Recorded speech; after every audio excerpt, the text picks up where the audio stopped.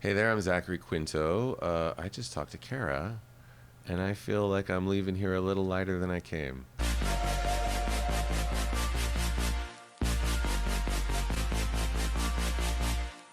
So, what have you learned in therapy? What have I learned in therapy? I mean, that's how long do you have?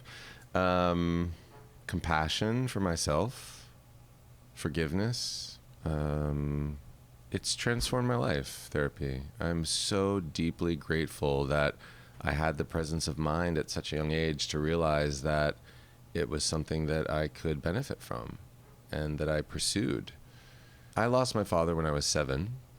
And I think to be confronted with such a traumatic and powerful loss, I mean, it's the single most influential experience of my life. And it set into motion for various reasons within me and around me this cascade of events that shaped who I am or who I was becoming. And so I think there's something about coming into contact with the idea of mortality and the idea of, life and death at such a young age, before I was fully formed in any way, shape, or form, that it just, I don't know, it just made me feel like I have no choice but to keep seeking, keep digging, keep going, keep looking, and to understand and to integrate the trauma and the pain and the grief. It's been a life's work. And so I think that the why is, what's the alternative? To be unconscious? To be split A off? lot of people would choose that. Yeah, It's most people fact, choose that, yeah. I feel. Yeah, so I mean, I really give you a lot of you're fortunate Yeah. that that's not the path you've chosen. I feel deeply grateful for that. I really do. And I don't know to what I can attribute it. I don't know. It's an alchemy. It's a thing that I was like, I just was born a seeker, and I want to know myself as deeply as I possibly can. And I've had to, really do the work. And alone. Alone. Yeah. Okay, tell me about that. Well, I mean, I feel like my trajectory is, I don't know, there's a solitariness to my experience of life so far, and there's a beauty in that and a power in that I never could have been comfortable with, that I wasn't comfortable with for so long. Or I were felt you like, trying to be... Yeah, looking outside of myself, looking outside of myself for answers, for comfort, for love, for validation, like where, why I can't, where is it? But staying on the path of the work and the digging and the looking and the healing, that's led me to a place where I realize that everything that I've ever looked for outside of myself is within me. Yes. And that is the penny that's dropped for me in a very different way now than ever before. And so, it's just, it's been a very, and it's all happening actually right now. And the show that I'm here to talk about, Brilliant Minds, and Oliver Sacks, the lineage, like the sort of the broader cosmic elements that come into play, my relationships, creatively and professionally over the years, the people that have come into my life and shaped it. It's like now I'm at a place in my life where I have enough perspective to be able to see how those things have added up to bring me to this place, sitting here having this conversation with you right now. And I want to tie it into the show too, because I also wasn't thinking about the fact that this show has so many elements also. So tell me about, first just tell me about your father. My father, yeah. My father was an amazing man. He was he moved energies in the rooms that he was in. People loved him. He was a really gregarious, outgoing, open person, creative. He was an artist. He was a musician. He was really, his trade was, he was a barber, a hairdresser, but he had a lot of different aspects of creative self. And he loved his family. He was just a really good man. And it was all the more tragic that he was taken from us so young. He died of cancer when I was 7, and it really just upended everything. You know, my first 7 years were in this. My parents were, you know, relatively happily married. They had a good marriage, and my mom was a mom. You know, she raised me and my brother, and my dad. And she really, you know, they had a lot of friends. It was a very social life. You know, I remember being a kid and like going to bed to the sounds of my dad playing the guitar, and my mom singing in the basement, you know, while I was upstairs trying to sleep or whatever. And they had friends down there, and there was just like that vibe. Yeah, very warm. Yeah, warm and loving, and so it, you know, it was such a rude awakening to then have all of the fabric of our lives just be torn, you know, by his loss. And I was just so ill-equipped to process or handle it at 7 years old, you know. And it was at a time when child psychology and the awareness of children's consciousness was so much more limited than it is now. So the adults in my life didn't include me in the process of my father's illness and death. They tried to protect me you. from it. So it was this whole paradigm that got built around me that was like, wait a minute, you know, I'm not a part of this thing that's happening. I wasn't a part of it. They would send me away to stay with family members when there were, you know, procedures or tests that my father was going through so that I wasn't exposed to it. You know, it was like, and I don't fault anybody or blame anybody. Right, because they meant well, of course. And they were behaving from a place of what they thought love looked like. But it just created this kind of, you know, isolation that I felt, and then compounded by the abandonment of losing, you know, the primary source of male love in my life. So the what they thought was protective was actually so damaging, but I wouldn't know that for decades. You know, I wouldn't know that for another 20 years. The damage that did. And that's where the therapeutic process began for me, to really deconstruct those complexes that were built around me, you know, how my mother dealt with my father's death, you know. How did she deal with it? Not well. You know, she didn't really ever confront it or look at it, you know. She never dated again. She never married again. She turned all of her attention to me. She looked to me to be a source of emotional stability for her in a way that no child should ever have to do for their parent, you know? And again, like, I love my mother. You know, I lost her a few years ago, but we had a very complicated but profound relationship, you know? And in the end of her life, it was just her and me in a room for a week, just the two of us, and me holding space for her and lifting the veil for her, you know, and all of the work that I had done at that time in my life on myself. And, you know, it really called on the deepest parts of myself to be able to do that for her, the shamanic parts of myself to be able to do that for her. And it was the greatest gift I've ever been given in my life, the biggest honor to hold space for her. But, you know, it was a complicated journey that she and I had together, you know, really complicated.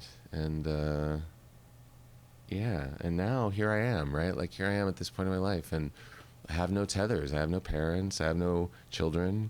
You know, I'm in this place in my life where I'm living this experience of profound and deep, meaningful connection to my work and to my life, to my friends, to my chosen family. Right. You know, I have an older brother with whom I'm very close and I love, and we have a really wonderful relationship. We're very different, but yeah, you know, family, that's where it all comes from, isn't it? And that's what we look for in our partners, and that's what we look for in our therapists, and that's what we look for to recreate and repattern the relationships that inadvertently harmed us, you know, or inadvertently stunted us, or inadvertently built these beliefs around us that just aren't true.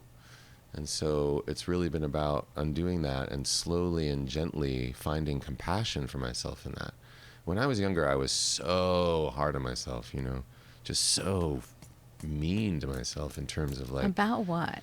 Just about, you know, not being where I think I should be, or wanting more than I have, or, looking outside of myself, or comparing myself to other people, or thinking I'm not good enough, or thinking I'm not, I don't know, just like really, just hard. There wasn't a lot of compassion for myself as a kid, because I was left to fend for myself in a lot of ways, you know?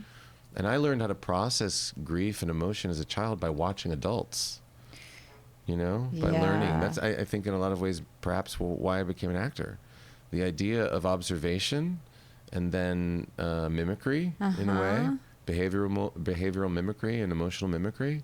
That was something that I learned. I remember being in the funeral home when my father's, being laid out, 7 years old, and like just looking around, being like, I have no idea how I'm supposed to feel or behave, and no one is kneeling down in front of me, getting on my level to encourage me to find that with them. No one's guiding me, right? And so I was really left to look around and say, like, okay, I guess I'll do it that way. I guess I'm sad. This is sad, right? I should cry. So let me try to cry.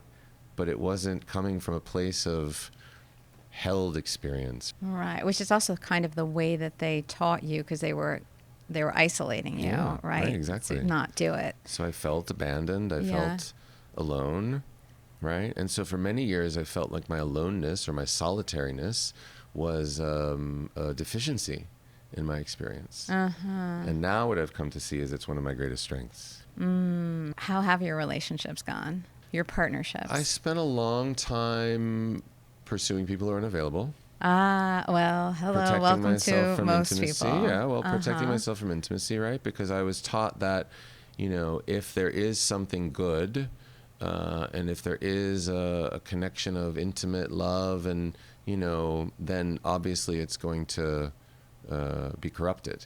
Something is going to go wrong. I spent a lot of my life waiting for the other shoe to drop. So I think I pursued people who weren't necessarily available to me in my early, years, looking for some guidance, looking for some sense of partnership or connection from people who just weren't able to give it to me. So that was like a first big lesson in me, learning how to navigate that.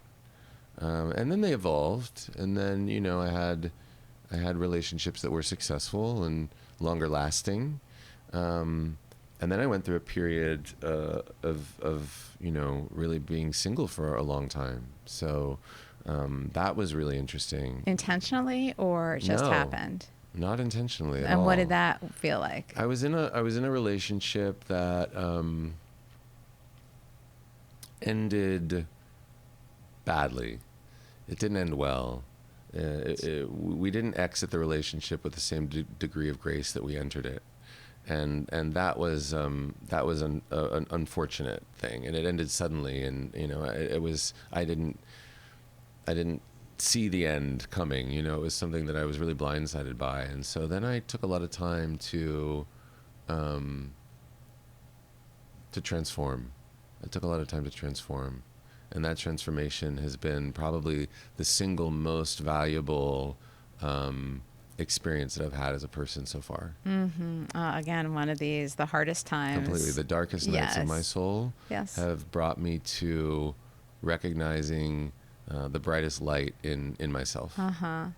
So you feel you're untethered, but you have an older brother. You're not. Are you in a relationship now?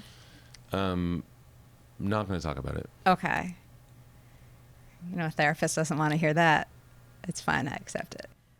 My mother was very much concerned with appearances and how people perceived us as a family, and, her as a person, and, how I made her look, right? I learned from a very young age that if I made my mother happy, if I made my mother proud, then I was a good son, then I was doing good, So this idea of like how to please her, how to take care of her, and how to tell the story that she sanctioned and signed off on.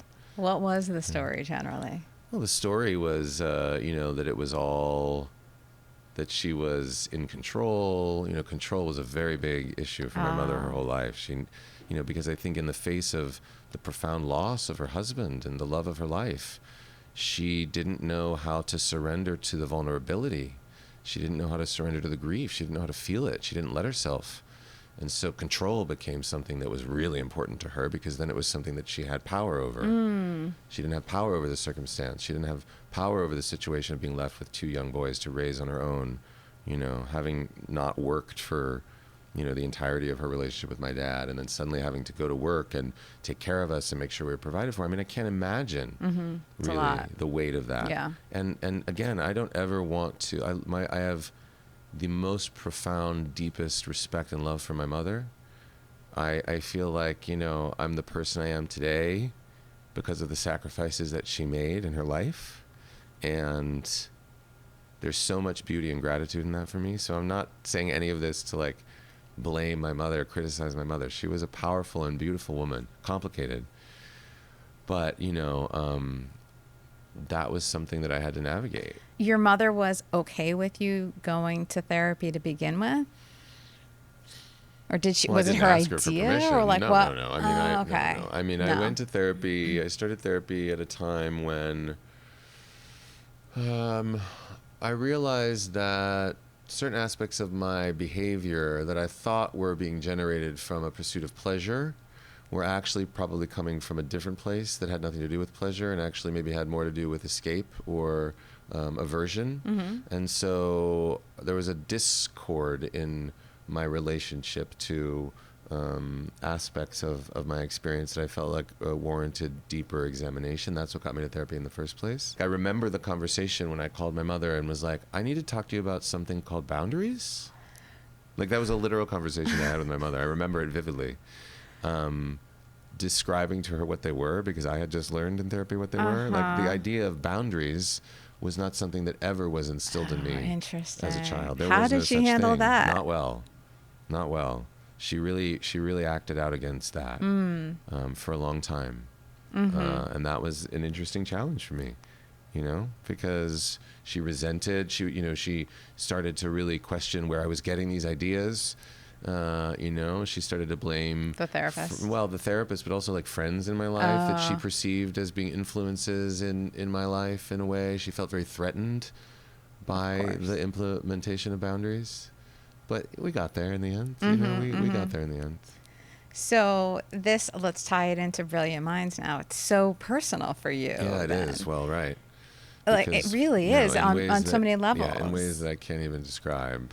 Aspects of the show and the character and his relationship with his mother, and there are things about it that Michael Grassi, our showrunner and the writer of our show, never could have known, and put things in the show that I was like, wow, like what? If you only knew how resonant this is for me, you know, in my relationship with my own mother. It's been really cathartic in its own way to play that role. It's a 1-hour drama, and it's, would you call it he said it last night, medical mysteries in every episode. So it takes place at a hospital in the Bronx, and you play a neurologist, head of neurology, perhaps. And so all of your patients have these medical conditions that are not getting better. So it may be, is that wrong? It's not that they're not getting better. It's just that there may never be a resolution. Like, there's not a fix. Right? So there's room for improvement, right? But there's probably never going to be a return to the way that they were before they were confronted with this particular disease, disorder, injury, or condition. Okay. So like an example would be Alzheimer's. Sure. Yeah. That's a clear, easy one for everybody to understand. Right. But there would be other neurological conditions. Right. Many other and of course more interesting because unbelievable neurological conditions that actually exist that we explore in the show. But yes, in the pilot episode, there is a character who's suffering from dementia, and how my character relates to him, and you know, paints outside of the lines to help him, is a big thrust of the show. Right, and the quote was, it's not about what disease. Ask not what disease the patient has, ask what patient the disease has. So I think it's important to say Brilliant Minds is a story that's based on a real life person, Dr. Oliver Sacks, who was a world-renowned, iconic neurologist who lived and worked in the 20th century. He died in 2015 at the age of 83. The film Awakenings, the Penny Marshall movie starring Robin Williams and Robert De Niro, is based on Oliver Sacks' life and work. He was a gay man, but he was very fractured from his identity as a gay man. He was celibate for 35 years of his life. I mean, never explored that kind of integration or intimacy until much later in his life, when he found a very fulfilling and substantive relationship in the last decade or so of his life. And you know, that too is major for you to be able to play an openly gay man. And matter of fact, like, it's, you know what I mean? You just said it in the first episode. Your character said it. Like, there was one line about it. It's an aspect of who he is. It in no way defines him. But through the course of the season, Oliver Wolf, the character that I play, is forced to reckon with his own integration of self in a similar way.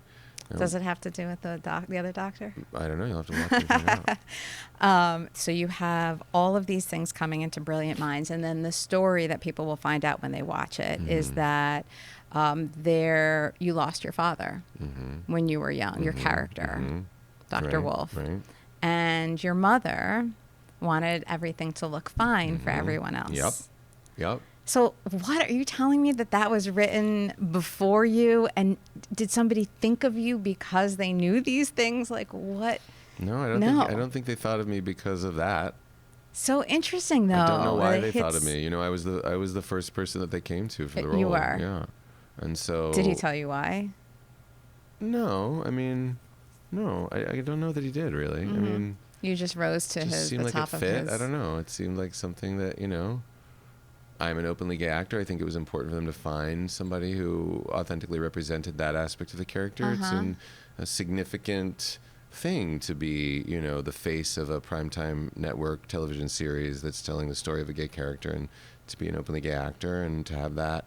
I think that was probably a place where they started in terms of, like, who could we work with on this and collaborate with on this, and then, you know, who knows? So it's nice that you're kind of helping a lot of the general public, maybe who's used to watching network television and seeing these standard general people able to see a little something. Well, there's nothing standard or general about Oliver Wolf. That's true. Right. You know? And so, yeah, I mean, I feel like I do feel proud of that. I do feel like that's a significant thing that warrants acknowledgement. But it's only, again, one aspect of who the character is, and not even the primary aspect of who he is. I would say his family of origin is really the source of his psychological exploration on the show. Right, and they get into that a lot? Oh, a lot. And so that's really something that's pulling right from your... Correct. Oh, we could say ripped from the headlines. Correct, yeah. Of your life. Kind of crazy, that. Yeah. Nod to Dick Wolf on that. Well, you know, the show was originally called Wolf. Yeah. The show was originally called Wolf, and then it was called Dr. Wolf, and then NBC was like, guys, like, we cannot, like, the number of times that executives at NBC were getting emails about Wolf and thinking it had to do with Dick Wolf, like, it was just too much for the, like, infrastructure of the network, actually, like. You know, Dick Wolf has all of his shows on NBC, so it was like, we can't, it's too confusing, actually, which I think is hilarious. That's and funny. So they ended up changing the name to Brilliant Minds, which I think works better, actually, in a lot of ways. Okay, let's go into your day-to-day life a little bit. Okay. Besides your therapy sessions. Yeah. So you live in New York. I do. And what's your life like there? What do you do? Where do you hang out? What are your favorite things? Oh, I love my life in New York. I love my home. I love being home. I love working on my home. Well, tell me about your home. You don't have to give us the address. I won't tell you where it is, but I've lived in the same apartment for 10 years. I actually bought it with my ex, and we lived there together for about 4.5 years before we split. And I decided to stay. You know, I decided to buy him out and to keep it, which for a while I remember being like, why the fuck did I do that? You know what I mean? Why did I choose to stay in this place that we built together? And now I'm so grateful that I did, you know. And it feels like yours. Haven. It's just absolutely, I've just spent the last 5.5 years just, you know, making it mine, and just, you know. What kinds of things are you art. into? Oh. I collect art. So what's on the walls or on the shelves or both? Yeah, everywhere. It's everywhere. I don't have any more space. I need to get a new place now so I can continue to expand my collection. So, I'm a real rug whore. I love rugs. Really? I love rugs. So do you change them often, or you just have an enormous place? No, I change them. I have rugs in storage. I mean, Oh. I'm like constantly getting new rugs. I can't go to a place like I was in Turkey last year and, ended up coming home with like 7 rugs from Turkey. And, I love buying rugs. And, I want to create a space that is a sanctuary. Always. And that's what my home is, and that's what it's become, and that's what it's evolved more and more into for myself. Okay. So that is a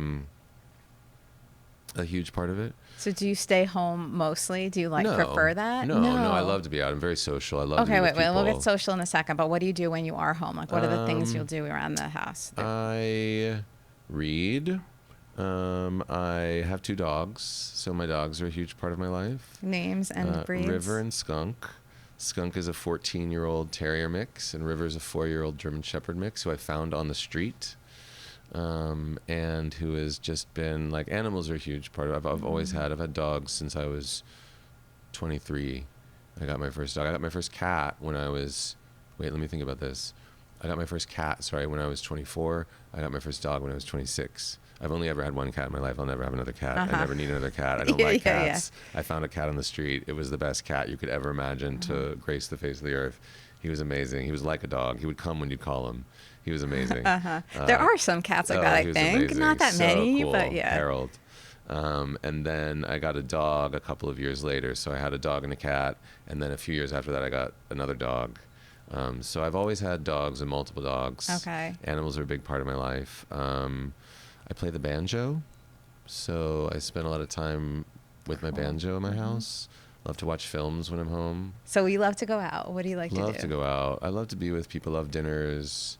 I love to party. I love to be out in environments that are stimulating and unexpected, And so I love that. I love to go to the theater. I see a lot of theater. I'm a real theater nerd. Well, and you are a theater performer. I am, so. yeah. Theater is my anchor. I love to come back to the theater always. I made a commitment to myself because I moved to Los Angeles when I graduated from Carnegie Mellon, where I studied theater, and unexpectedly things brought me to LA instead of New York. I always imagined I would come up in New York, right?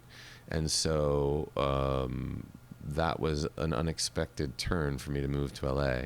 So what brought you here? There was more interest in me here. Like when you graduate from... You have to come out here. Yeah, when you graduate from Carnegie Mellon, you do a showcase in New York and a showcase in LA. And the showcase in LA just had more people wanting to work with me. Okay. More agents and managers, more casting directors were interested in I was a very sort of skinny, kind of gawky kid. And so I had this kind of energy that I think people thought was applicable to the style of that time, So they brought me out here, and so I didn't pursue the theater as robustly in my early career as I would have thought I would have,